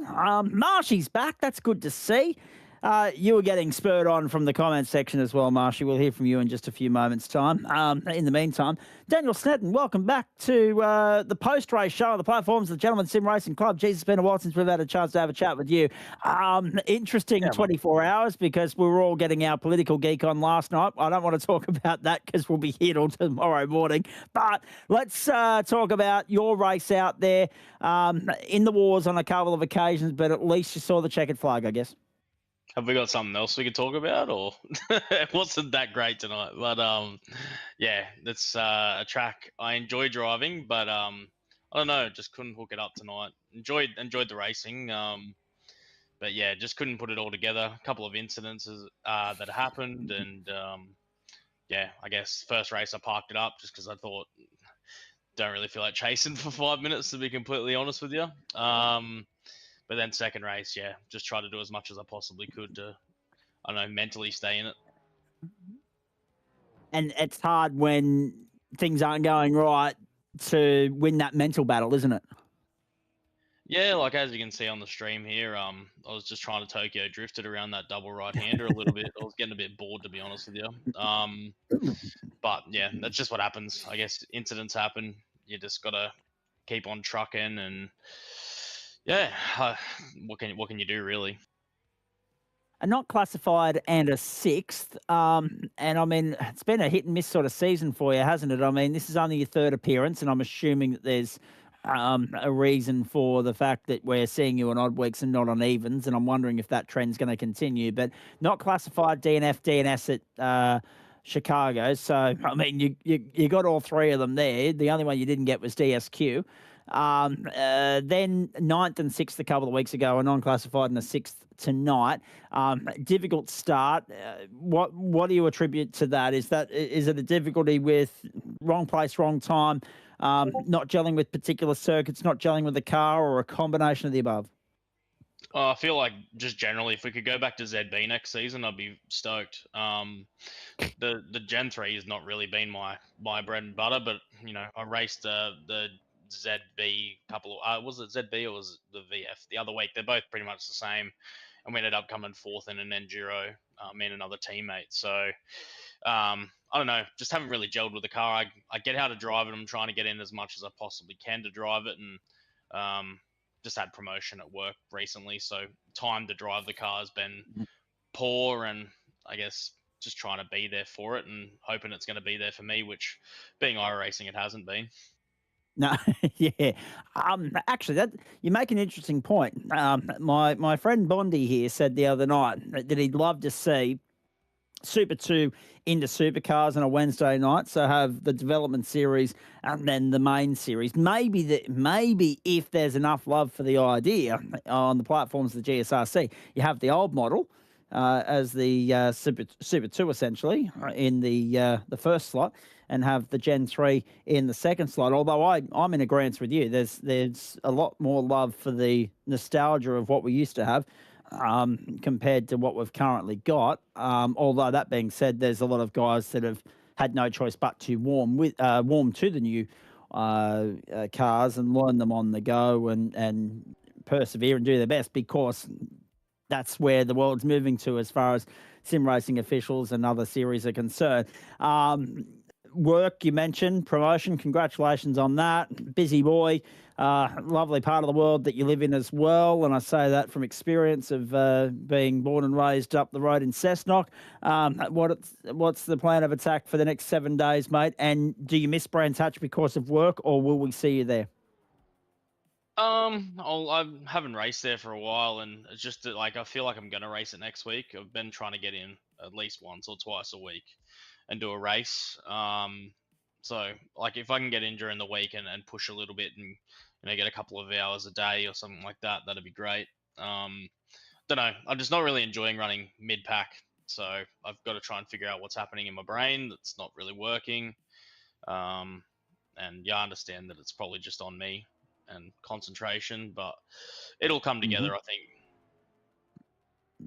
All right, well, let's hope so. What do you think of the rest of the schedule, mate? Road Atlanta, Road America, Belle Isle, Bathurst. Yeah, it's different from recent seasons. Like, honestly, sometimes I look at seasons and see some tracks in there and I'm like, nah, don't know if I really can be bothered doing laps around that place, you know what I mean? But I think that's probably been because I haven't had the love for the car at the moment. I slowly am, but tracks like this, you know, it kind of pulls you back a little bit, but onwards and upwards, I think. I think we're in a position where we can actually show those development split standings on your screen now as well, ladies and gentlemen. Adam's been crunching the numbers there for the last half hour or so since we've been wrapped up. So if they are ready, we'll show them to you. Ross Amor, the current points leader, 527 plays Jake Kalman, 460, 444 for Greg Heaney. So we're talking to third in the championship at the moment, in just a moment, despite the fact that, yes, it wasn't the most straightforward night for Greg or the Whiskey Business Racing team, I might add. 361, big gap then back to Jeff Adams, JD Dent 303 and Nathan Michael 270, but then Only 1 point between Richard King and Mitch Wood, 262, 261, despite Kingy's DNF in the second race. 245 for Dave Oliver, 228 for Dale Sharp, and Martin Lipsky on 211 points. So 299 covers first and 10th at the moment. Non-classified DNF for Sharpie as well, one that he'll be happy to forget. Richard King, unlucky, I thought, considering that by my maths he had completed 75% of the race, but Adam can verify what that was for me. And Ross Amore, the near perfect night, second and first, 102 points. Very nicely done. Where else are you racing over the next 7 days, Daniel? Is it just supercars, or is there something else within the iRacing universe that you're throwing your hat into the ring for? Mainly just supercars, mate.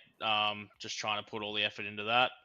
And yeah, just missing that wall. Fantastic work from me. I'll hit the other one just for the fun of it. Got the other one, but you missed the main one. Yeah. But yeah, like there's if you look at that list of guys in the championship, we've just pulled Ross Armour on board, and it's actually fantastic to have a guy like him in the team. He's only just joined in the last week, but leading the championship in Dev Split, it's good to have so much representation. Isaac Curtis as well, and even Terry, like, here is in the chat too. So it's just so good to have the guys, especially when there is some guys that are running Pro Split and Pro Series, that, you know, we have the numbers to be able to fill out grids and just have a bit of fun together. I'll be getting to Mr. Heaney and Mr. Marsh in just a moment. Marshy, I'm just trying to have a look through my run sheet here to see where exactly he ended up tonight across the two races, 8th and 8th. So Bondi with the 2 5ths, Greg a 5th and a 6th, I think it was, and obviously Marshy with the 2 8ths. So we'll hear from you guys in no particular order in just a moment. Daniel, you mentioned Revolution E-Racing. Obviously, Brooksy watches on from our YouTube chat thread. If he's in a position to be there and lend you guys some advice, be an extra voice in the ear, whatever the case may be, I'm sure he is. But you got something pretty good growing there at the moment, don't you? In the sense that there's great camaraderie around that team. You got some fresh talent coming on board. You've got the old experienced hands in the stable. It's a nice environment to be a part of, I'm sure. Yeah, it's fantastic. Like, all the boys are there for each other, and just really happy to, you know, jump in the chat and share sets and advice and a bit of fun, like just on random Saturday nights and stuff like that as well. So it's really good. And I guess while we're on that, I'll just want to thank our sponsors for this ongoing support. I guess on behalf of Ross, I'm currently leading the Dev Split Championship. So AITX, Shield Coat, Sudspeed, Kibby, and the everlasting comeback king, Bobby the Go Show Camo. He's asked for that one, and I'd just like to thank them all for their support and allowing us to go racing with this beautiful livery, and I guess just be part of a team together. Indeed, and of course the other point we should mention in all of that is that you've got such a great array of different talent in there, but some of them are here, some of them are in the Logitech split. So it's interesting to see how everybody handles that juggle. Also interesting to note that you've got teammates that actually do ply their trade in other servers beyond the supercars as well. So it all bodes well, but obviously there's a lot of love for the supercars around that team at the moment, which we like to see. There was something else coming to mind, mate, in terms of questions that I was thinking I'd ask you, but I've just drawn a blank, so I apologise for that. You've thanked everyone you wanted to thank. Any other closing thoughts before I let you go?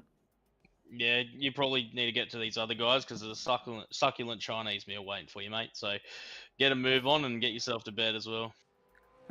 Thank you. Thanks, Dad. Appreciate the advice. Telling me to go to bed. Fair dinkum. I'll be getting that next week from Mum and Dad when I'm back in Cessnock. Don't worry. Thank you, mate. Appreciate that. Good to catch up. There he is, Daniel Snedden. Greg, I'm coming to you shortly. Bondi, I'm coming to you shortly, but I want to go to Terry Marsh and say, welcome back. How's the foot? Yeah, it's still a little bit bruised. How's the ego after 2 hard slogs around St. Petersburg tonight? And also, I think, was there a jump start in there as well, Terry? Yeah, so I had my foot on the clutch and my whole leg was shaking through that whole part. So I was trying to get that under control, and I wasn't paying attention to the lights. So that was, yeah, trying to get the foot muscles and all that kind of stuff back up to scratch. You know, I couldn't walk on it for at least a week and a half. So jumping back in the sim has made that better or worse for you? I wouldn't say it's gotten worse, but I wouldn't say it's gotten better. Like it, No, okay. yeah, like I can still do what I need to do or use it and all that kind of stuff. I just think for the last 2 weeks or however long I was out, I just got to build up that muscle again or kind of rhythm again. I would say. So status quo very much. All right, let me ask you this. St. Petersburg, how much seat time did you have? How well acquainted were you able to get with the circuit before we went racing tonight? And what were your initial thoughts on it, please? 2 hours before the race, I bought the track and did some practice. Are you happy with that amount of time, or would you have been able to, dedicate more time to it had it not been for the foot? Always more time. So the boys kind of drilled into my head, more seat time in the cockpit for supercars, the better you are, the more skill you gain, all that kind of stuff. So the last 2 weeks or however much I was away, my foot was, even though I couldn't use it, it was itching to race. Like I was just sitting there in the commentary box, not commentary box, but in spectator's view, watching the last 2 races. It was just like, oh, I want to race, I want to race, I want to race, I want to get in there. And I couldn't, like I said, I couldn't even walk on my foot, let alone do anything else. Hopefully you haven't done any more damage to it, but you'll know once you're out of the rig, I dare say. About how long are they anticipating before you'll be back to 100% fitness there? Because I'd imagine that it'll be a sort of timely process. Doctor said two weeks. That was about a week ago, so it should be fully recovered in another week. Like, it's fine now. I can walk on it, do all that kind of stuff. It's just a little bit bruised here and there, so applying some pressure does hurt a bit, but it's manageable. And that's the main thing, mate. I mean, obviously not ideal with the 2 8th place results tonight, but I guess in one respect, nice that you were able to recover, considering that you did have that drive-through penalty at the start there. That did give you a little bit of clear air, and there wasn't a lot of that for many people tonight. Yeah, no, I was, so in practice I had Ryan Barber hit me up of what setup I was using because I was top of the charts in practice. I just couldn't pull it together in qualifying. I had the pace, but I don't know, I think it was just my foot kind of just with the pain and all that kind of stuff. Like it was manageable, but I wasn't pressing the brake hard enough as well as I should be. And then in the first race, like I said, the clutch was just like my whole leg was shaking. Like I couldn't hold it down properly, and I wasn't paying attention to the lights, and I missed a jump to start the lights. And then in the second race, I kind of felt on top of everything, but then I just all of a sudden just wasn't pressing the brake hard enough. And I think that was just because I've just got to retrain my brain to press hard enough after an injury. That's all. That leg shaking thing, is that because of the fact that it's a supercar? Would that have been as big a factor had it been, something with a little bit less grunt? What was contributing to that? Was that something internally in the sim, or was that an external factor? No, I think it was mainly my foot. Like I said, I've only pretty much jumped into the sim rig today, pretty much. I did over the weekend, but I didn't really practice any jump starts or anything. So getting back into the rig tonight and then jumping in, trying to do a jump start for the first time, and then holding that clutch in at a certain angle so that you can get a good launch off the track. It just my foot and leg were just like, nah, it's not going to work. And then come second race, I was like, okay, I've got to push harder or hold it there, and then my leg was fine. So I think it's just retraining again. I half impaled my foot, so I think it's just about retraining your brain and getting the muscles to like muscle memory kind of thing. I was going to say, we were talking to your teammate a few moments ago. You've been welcomed back with open arms. The team must have been relieved to have you back on track, mate. It's not the same when you're sitting on the sideline. You did get itchy feet once you've gone from home. I mean, obviously, great support from those guys and a growing stable as well. Daniel mentioned the new recruits, and they're holding their own quite nicely, which bodes well for the team, not just from a representative standpoint and a showing standpoint, but also a team's bragging rights standpoint as well. Yeah, it's been really good. I don't know what's been going on in the background for the last 2 weeks, so I just took the time to heal. I was away from the team for those 2 weeks. I wasn't really involved as much, but it's good to see them thriving again.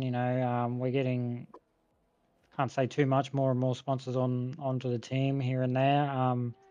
We're getting more recruits coming in, and yeah, everyone's gelling together. You wouldn't, like, if you were to jump into our team chat and all that kind of stuff, you would be amazed of how gelled we all are to each other. We all look out for each other. We all banter, yes, like every other team, but we all strive to make each other better, especially in racing.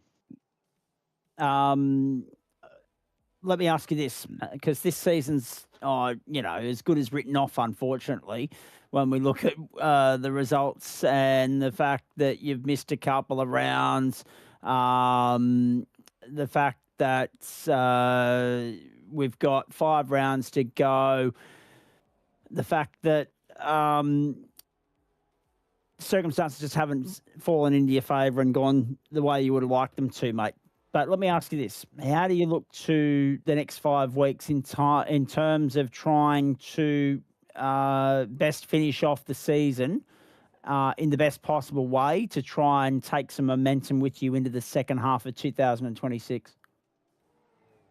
Just more seat time, to be honest. The more seat time, the better. My problem is practice and sometimes qualifying. I can be really quick, but turning that into a race kind of pace is where I'm lacking right now. So the boys are working with me to try and get that sorted. You got like Will Buchanan, even though he's away, he's still messaging me. James Scott, he's in there trying to help me kind of understand how setups work and what to change here, what to change there, all that kind of stuff. So they're all helping me, like every single one of them. And obviously that help is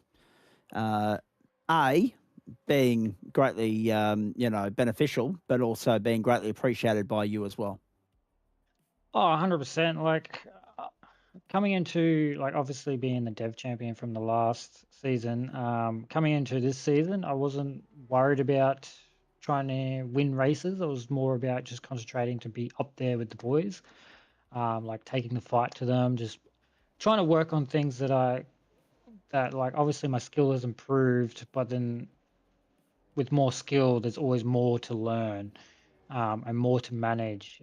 Just going out there and just putting the foot down doesn't cut it. You got to manage tyre wear. Got to manage your brakes. You got to manage how you react to everyone else. Like in the first 2 races of the season, I think I just got too much of an ego and thought I was, I'm quicker than these boys. And then with my mistakes, it just kind of humbled me, which is what I think I needed as well.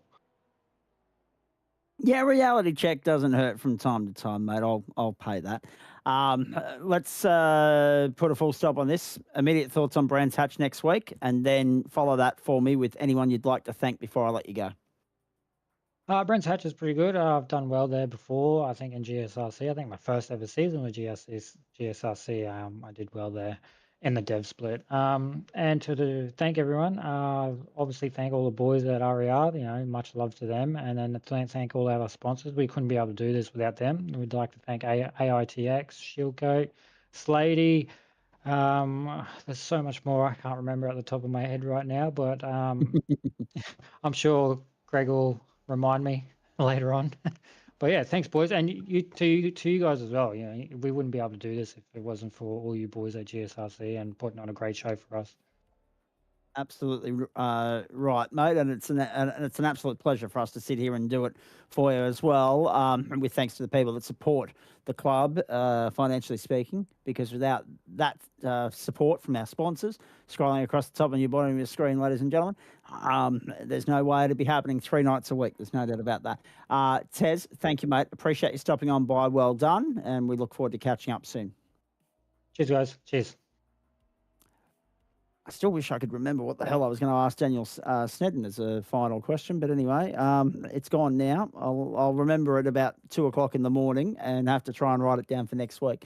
Thank you, Terry. Heaney's still muted, but I want to get Bondi in and out before it goes past his bedtime. In fact, probably too late. 2 top 5 finishes for you, mate. I mean, there were a couple of hairy moments there. It looked as though the tyres were begging for some sort of mercy along the way, but still 2 top 5 results. Can't complain. It could have been a lot better. It could have been a lot worse in parts. St. Petersburg, Concrete Canyon, new circuit. How'd you find it? Shut up, Bondi. Don't start me.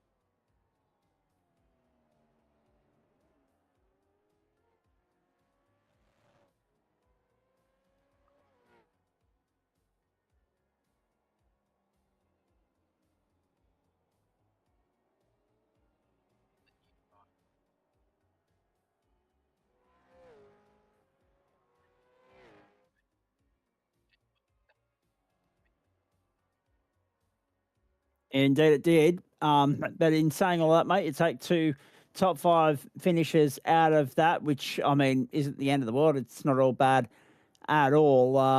It could have been, as you say, better and worse. But, I mean, I'm looking at the points spread here at the moment. You've maintained your place inside the top 10. How do you go about trying to climb the ladder a little bit further over the course of the next 5 weeks? And what are your thoughts on Brands Hatch?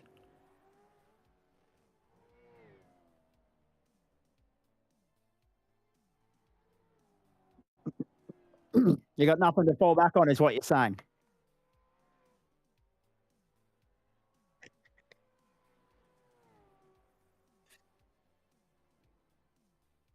Yeah.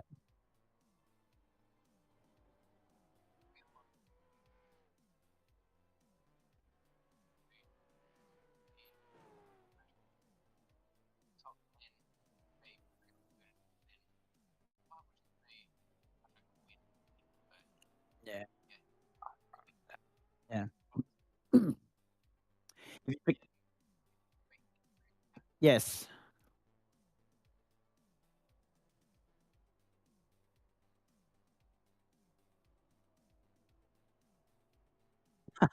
Oh, yeah, fair call. Yeah.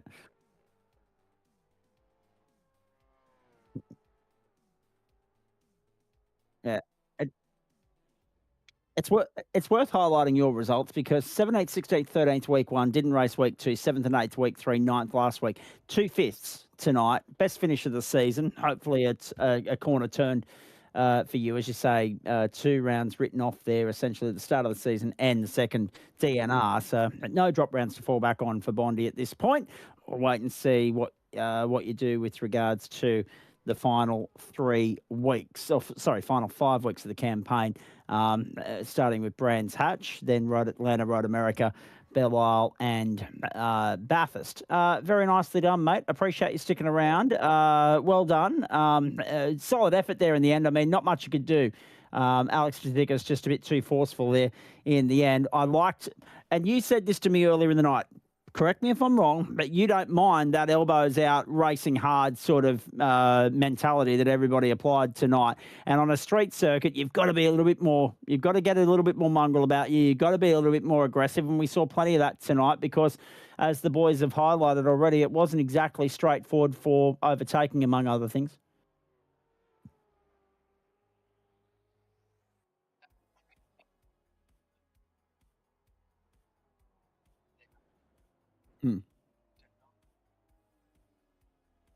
Yeah.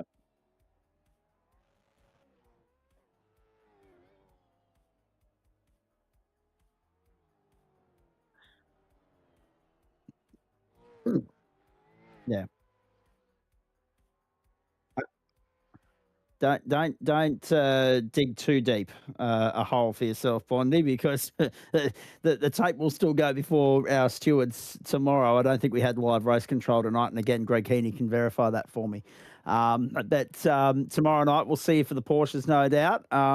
Good to hear from you. Well done. Solid showing for the Mustang, and looking forward to seeing what you bring to the table. Brands Hatch next Wednesday night, but of course we'll get the catcher on track in the Porsches in the meantime, mate. Who would you like to thank?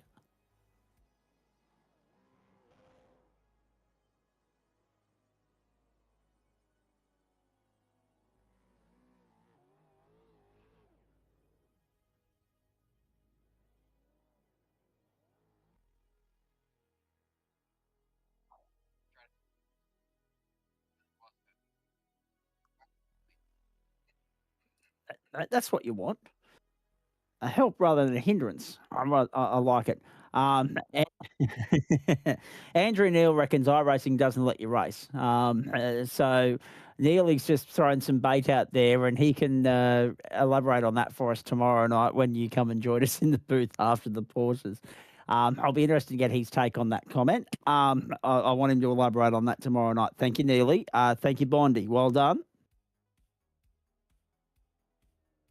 And last but certainly not least, hello, Greg Heaney. 20 minutes to 11. This is